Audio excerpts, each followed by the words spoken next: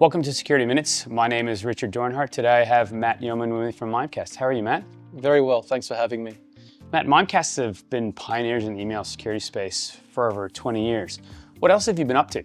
We're a battle-hardened platform, as I like to refer to Mimecast. We've been in the cybersecurity space for 20 years now. We've seen a lot of change, not just within the threat landscape, but in terms of how organisations are dealing with risk. Recently, we've evolved into a human risk management platform, still focusing on collaboration security, but now with that addition, giving companies the opportunity to get better visibility over their employee risk or human risk and respond to it.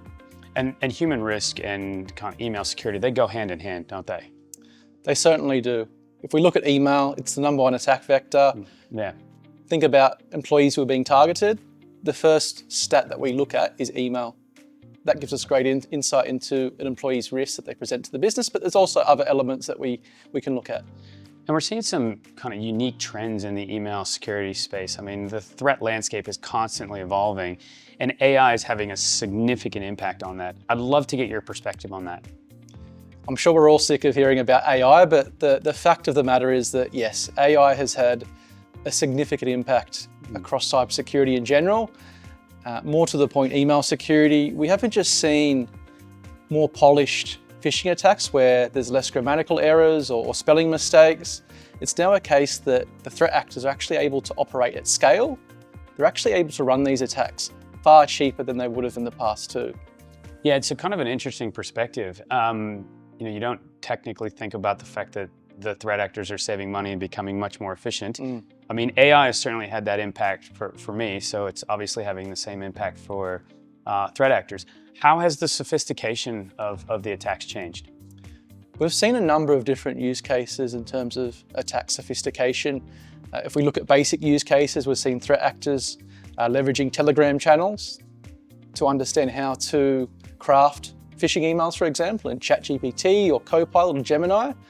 But then we've seen other forms of GPT tools using open source machine learning models on the dark web, like WormGPT, XXX not just used to craft phishing campaigns, but also malware. Further to that, and this is probably the most sophisticated case that I've seen so far, we've seen the use of what's called large language model agents. And that's where we've got the likes of a ChatGPT that can recursively learn. It's connected to the internet, external tooling, external documentation. It can automate a spear phishing attack, for example, that would historically take weeks, if not months, in 30 seconds. So Matt, how can I tell if this is affecting my business today? Mimecast actually offers a free service called a historic threat scan.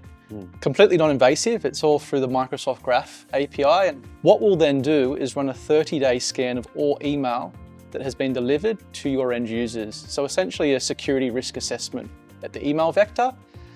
Not only does that give you an understanding into the risks that you're currently dealing with, but it also allows you to test Mimecast detection engines.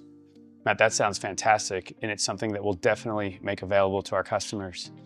Please stay tuned for our next episode, where we're going to talk about defending your organization against business email compromise. Thank you very much.